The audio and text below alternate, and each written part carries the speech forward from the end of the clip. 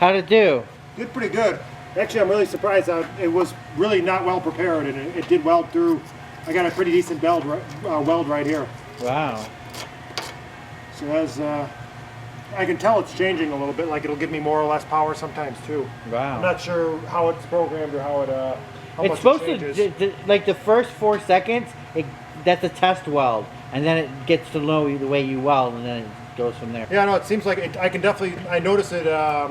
It really adjusts for because I'm welding really relatively thin, and it's corroded too, so it's probably even thinner on a little bit thicker, which is normally a harder weld. You have to make sure you don't blow through it. It's been pretty good at adapting, where I need a little less power than maybe I had it set up for initially. Right.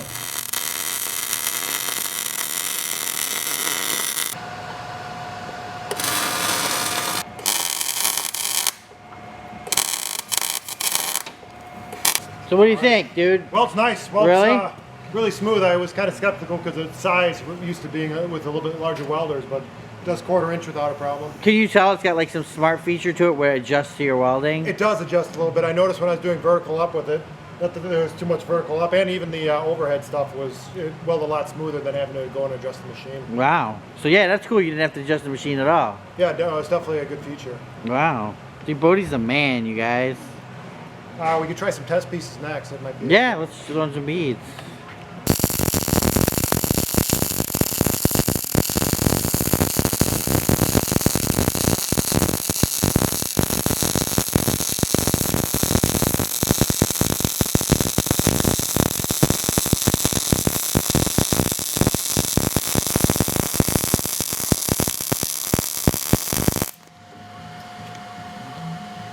It does Wow. a nice job. Hey, Bodie, how long have you been welding for? Probably at least 15, 16 years. Building stuff. You guys, the ESAB Rebel 215C, is it? Is that what it says up front? 215ic. I see. Basically, you guys, it was their smart welder. We unboxed it a few weeks back. Now we've had some time to actually check it out. We were playing with it in the garage. Super easy to use, easy to set up. I mean, I was pretty amazed at the welds it was Even doing. someone like me can do it who doesn't know. I don't know anything about welding. Even Eric was welding. Now, this is a multi-process welder. Obviously, we haven't dipped too much into the stick welding and stuff like that. We might at a later date.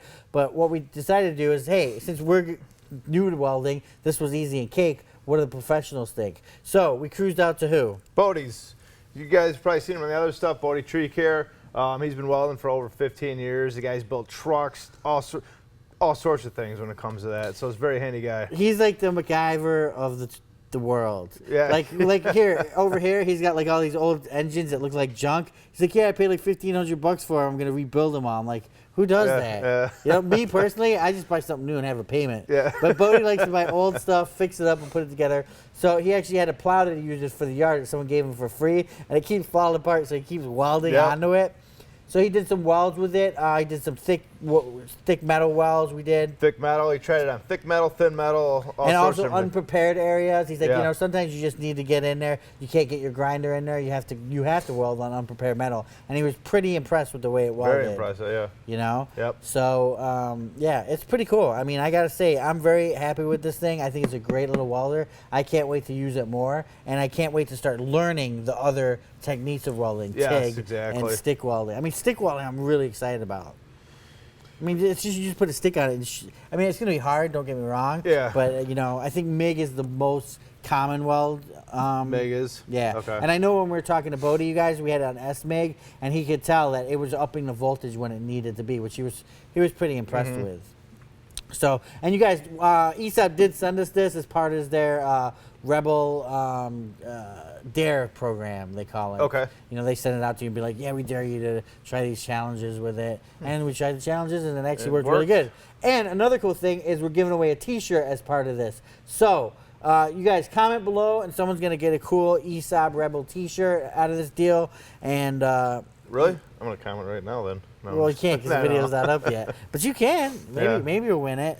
Portability, everything about this welder is just definitely cool. I mean, like I said, for the guy that's just getting into welding to the guy that's been in welding for many years, you cannot go wrong with this welder. Yeah. Yeah. Well, I was just watching you guys set it up just on the screen, like boom, and then you start off welding. You weren't like messing around with a lot over here. You didn't have to. which I thought was cool. But even when you welded, man, you just went to the screen, typed in the. Well, yeah, I dialed mean it that. in, Yeah, that was. You know, Yeah. you can manually weld with it. Also, it does have the manual weld settings. You know, if you're an old timer, and you're like, oh, I don't need this computer stuff. Sure, you can. But man, with that S-Mag, Smart Mag, it was pretty cool. Easy, yeah. Very cool. Yeah. Cool stuff. Good stuff, you guys. Tools in Action. Check it out. Don't forget to go over to toolsinaction.com. Comment, all that good stuff. Next week is Awards Week. Awards Week. A lot of cool things. 61 different people can win. We got 61 different tools and things that people can win. Very cool, man. Good Christmas for 61 people. And don't forget to follow us on Instagram, Tools in Action.